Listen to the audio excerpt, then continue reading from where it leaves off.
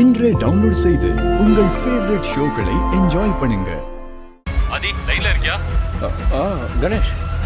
ஆதி என்ன யோசனை பண்ணிக்கிட்டு இருக்க? ஒன்றும் இல்லை, என்ன காரணத்துக்காக தமிழை கடத்திருக்காங்கன்னு யோசிச்சுட்டு இருக்கேன். ஆதி இது கண்டிப்பா பணத்துக்காக பண்றவங்க பார்த்த வேலை மாதிரி தான் இருக்கு. இப்பெல்லாம் இந்த மாதிரி நிறைய நடக்குது. நீ இதை பத்தி ரொம்ப யோசிக்காத. நம்ம தமிழை கண்டிப்பா கண்டுபிடிச்சிடலாம். இருந்தாலும் மனசு ஒரு மாதிரி படபடப்பா இருக்கு. ஆமா ஆதி, பாரதிக்கு இந்த விஷயம் தெரியுமா? நான் எதுவும் சொல்லலை பாரதி கிட்ட. அவங்களுக்கு தெரிஞ்சா ரொம்ப பயந்து போய் டென்ஷன் ஆயிடுவாங்க. அது மட்டும் இல்லை, பாரதிக்கு உடம்பு வேற சரியில்லை. நீ யோசிக்கிறது கரெக்டு தான் ஆதி. பட் ரொம்ப நேரமா இந்த விஷயத்த நம்ம ஹோல்ட் பண்ண முடியாது. அவங்க கிட்ட சொல்லி தானே ஆகணும். சரி, அதை பத்தி அப்புறமா நம்ம யோசிக்கலாம். இப்போ இவங்க தமிழை எங்க கடத்திட்டு போயிருப்பாங்க, எப்படி கண்டுபிடிக்கிறது? ஆதி கண்டிப்பா ஏதாவது ஒரு லீட் இன்ஃபர்மேஷன் நமக்கு கிடைக்கும். அப்பா கொஞ்சம் நிறுத்துங்கப்பா.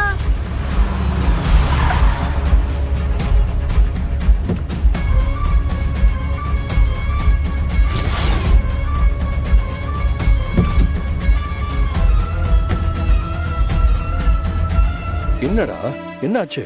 அப்பா அக்காவோட ஐடி கார்டு கிடக்குப்பா.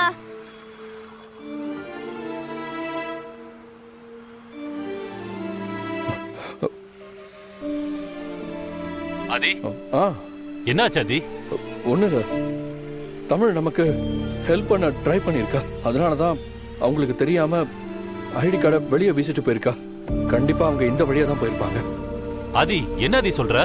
ஆமா கணேஷ், நீ நுங்கம்பாக்கத்துல இருந்து வெளியே போற எல்லா வழியையும் செக் போஸ்ட் போட்டு செக் பண்ணி வண்டியை தேட சொல்லு.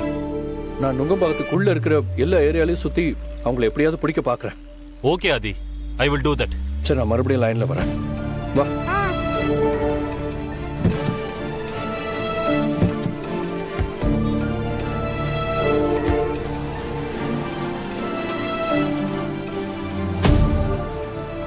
டேய் பாப்பா, நீ யார்கிட்டயாவது ஏதாவது சொல்லணும்னா எப்படி சொல்லுவ? டேய் வாய முடிட்டு பேசாம இருடா, உன்னோட இம்சடா.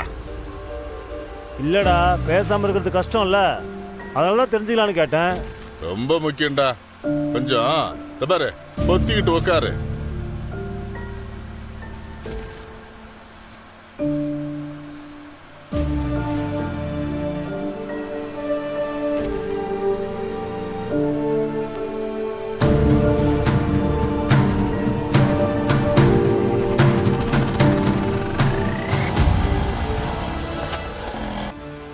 கடவுளே, என்னோட ஐடி கார்டு, என்னோட கண்ணாடி எல்லாத்தையுமே தூக்கி போட்டுட்டேன்.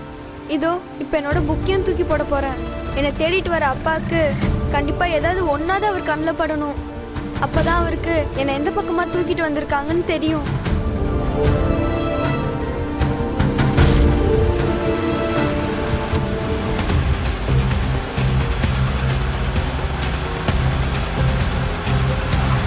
டேய் இறங்கடா.